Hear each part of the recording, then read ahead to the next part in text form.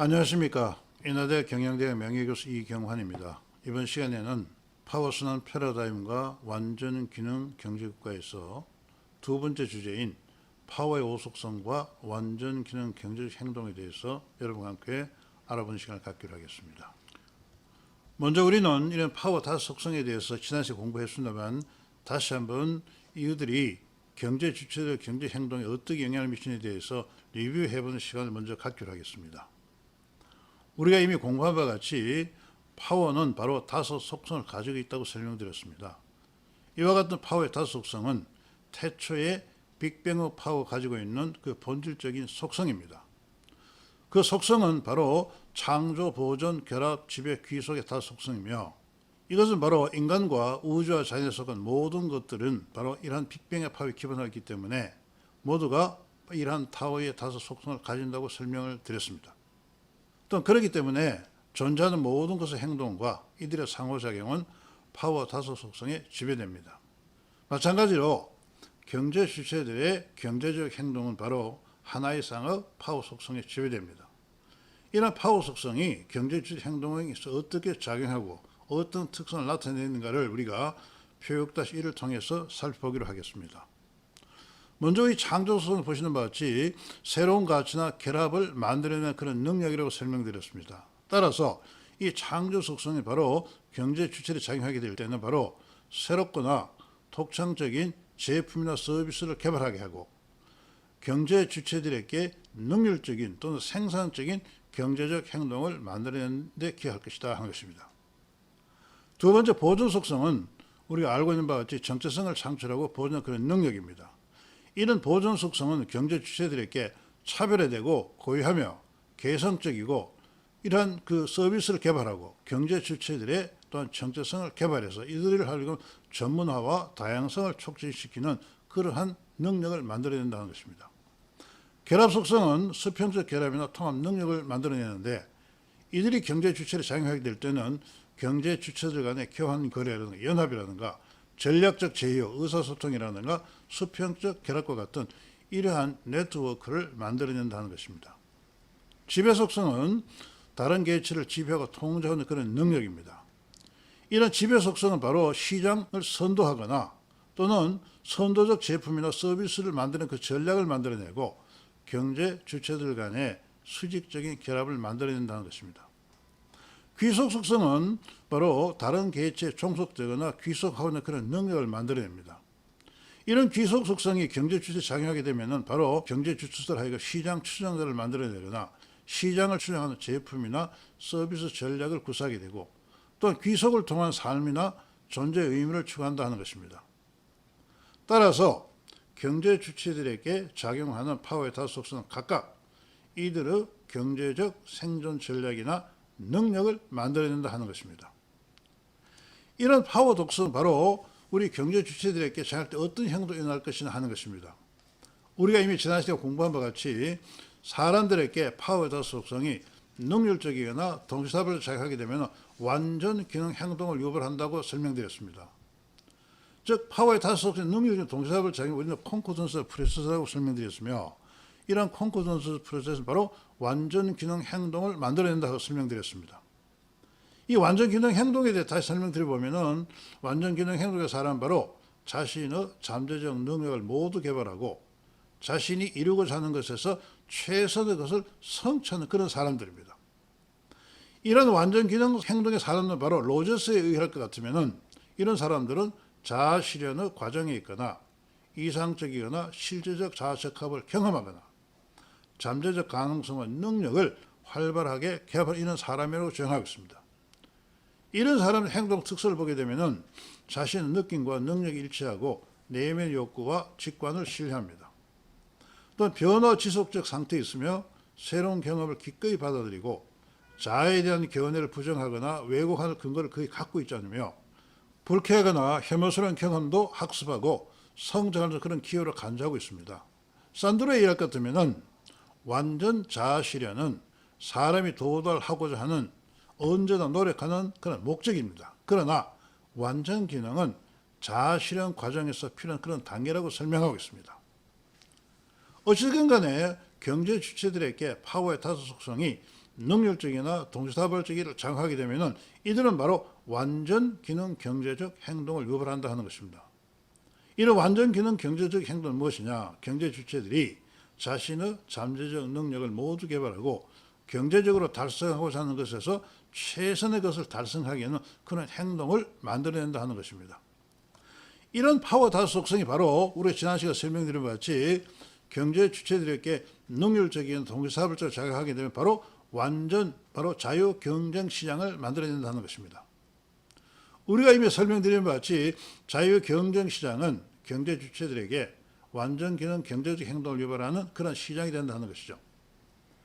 이런 자유 시장에서 선택의 자유와 가격 메커니즘과 시장 교환 균형은 바로 경제적 능률을 높여 국가 경제를 발전시킨다 하는 것입니다. 다시 말씀드리면은 우리는 시장 경제야말로 인간이 발명한 최선의 경제적 능률적인 행동을 유발하는 그런 기구라고 설명드렸습니다. 그러나 시장 실패가 바로 시장 경제를 어렵게 하기 때문에 우리는 여러 가지 제도 경제라든가 경제 활동에 문화적인 걸 도입하고자 했습니다. 그러나 보다시피 바로 경제 주체들에게 파워의 다수 속성이 능률적인 동시사업을 장악하게 되면 바로 완전 기능 경제가 이루어지고 완전 자유 경제가 이루어진다 하는 것입니다. 그 이유가 무엇이냐 하게 되면 바로 파워의 다수 속성은 우리가 지난 시간에 공부했듯이 경쟁과 협력 관계가 있기 때문에 그렇다 하는 것입니다. 예를 보겠습니다. 창조 속성은 새로운 것을 추구하고 보존 속성은 바로 정체성을 만들고 기존의 것을 보존하고자 합니다. 따라서 창조 속성과 보존 속성은 경쟁 관계에 있다고 설명할 수 있습니다. 또한 보존 속성은 바로 사회적 분화와 다양성을 유발합니다. 사회적 분화와 다양화는 바로 사회 주체들의 결합을 유발하고 이러한 결합은 바로 파워의 결합 속성을 발현하게 합니다. 따라서 보존 속성과 결합 속성은 바로 협력 관계에 있다고 설명할 수가 있습니다. 결합 속성은 수평적 결합을 만들어내고 지배와 귀속 속성은 수직적 결합을 만들어냅니다. 따라서 결합과 지배 및 귀속 속성은 경쟁 관계에 있다 하는 것입니다. 따라서 파워의 다수 속성은 경쟁과 협력의 질서를 유발하기 때문에 경쟁과 협력 질서는 바로 인간의 본질적인 그런 생존 방법입니다. 즉 경제 주체들에게 파워 다수 속성이 능률적인 동시다발적인 작용은 바로 경쟁과 협력의 자유 경쟁 시장 질서를 만들어냅니다. 따라서 그림 2-1에서 보게 되면은 바로 우리 경제 주체들에게 파워 다수 속성 능률적인 동시다발 작용을 합니다. 이건 바로 자유 경쟁 시장이 이루어지고 이와 같은 자유 경쟁 시장에는 시장 실패가 일어나지 않을 것입니다. 이러한 바로 파워 다수 속성 모형에 의한 우리가 경제주 사회 동학 모형은 바로 우리가 경제 발전의 신고전주의적이라든가 제도주의적 또는 문화적 그런 접근을 포함한다 하는 것을 알 수가 있습니다. 우리는 파워의 다수 속성을 기반으로 우리가 시장 경제에 접근하게 될 때는 바로 지금까지 고민하고 있었던 바로 신고전주의와 제도주의, 문화적 접근을 포함하고 시장 실패를 줄이면서 국가 경제가 발전할 수 있다 하는 것입니다. 이와 같은 그 예를 우리가 경제적 파워의 소구력이라는 관점에서 다시 한번 살펴보기로 하겠습니다. 우리가 알고 있는 바와 같이 제품이나 서비스의 소구력은 바로 잠재적 소비자의 마음을 움직이고 구매 동기를 유발하는 그런 힘이라 하는 것입니다. 그렇다면은 이러한 제품이나 서비스 소구력은 어디서 나올 것이냐 하는 것입니다. 바로 이 소구력은 구매자 구매 동기를 유발하는 것이기 때문에 구매 동기의 욕구에서 출발된다 하는 것입니다. 그럼 인간에게 욕구를 유발하는 것은 바로 무엇이냐? 바로 인간에게 내재하고 있는 파워의 다수 속성에 의해서 욕구가 유발된다 하는 것입니다. 다시 말씀드리면 파워의 다수 속성은 사람에게 본능의 형태나 잠재적 기술로 내재하고 있습니다.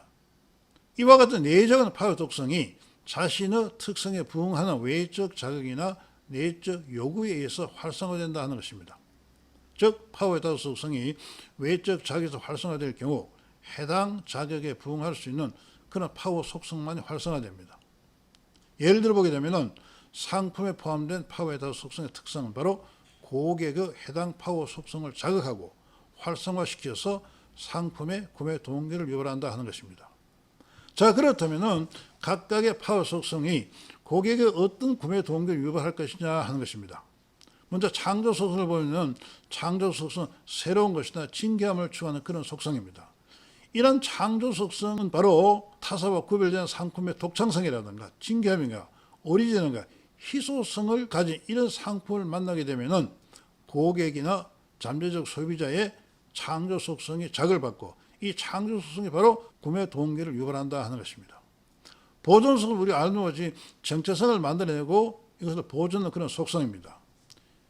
이런 보존 속성은 바로 소비자나 구매자들에게 작용해서 타사와 의미 있는 차별화된 상품이라든가 개성적인 상품이라든가 전통과 역사성을 가진 이런 상품을 만나게 되면은 바로 고객과 소비자 내면에 있는 보존 속성이 작용해서 바로 이 보존 속성에 의한 구매 욕구 또는 구매 동기가 만들어진다 하는 것입니다. 결합 속성은 우리가 아는 바와 같이 공감대를 형성하는 그런 속성입니다. 소비자들은 바로 공감대를 형성하는 그런 상품을 만나게 되면은 바로 그 안에 있는 결합 속성이 발현해서 바로 그 해당 상품을 구매하고 하는 그런 욕구와 동기를 만들어내는 것입니다. 따라서 많은 사람이 공감하는 상품 또는 많은 소비자가 선택한 상품 이런 상품을 만나게 되면은 자연스럽게 인간 안에는 결합 속성이 작용한다 하는 것입니다. 예를 보게 되면은 명품은 많은 사람들이 소비하고자 하는 사람을 갖고자 합니다. 이런 명품을 만났을 때 바로 소비자나 또는 구매자의 내면에 있는 결합 속성에 작용해서 바로 그 명품을 구매한 동기를 만들어내고자 한다 하는 것입니다. 지배 속성은 우리가 다른 것을 지배하거나 또는 리드하는 그런 속성을 만들어냅니다.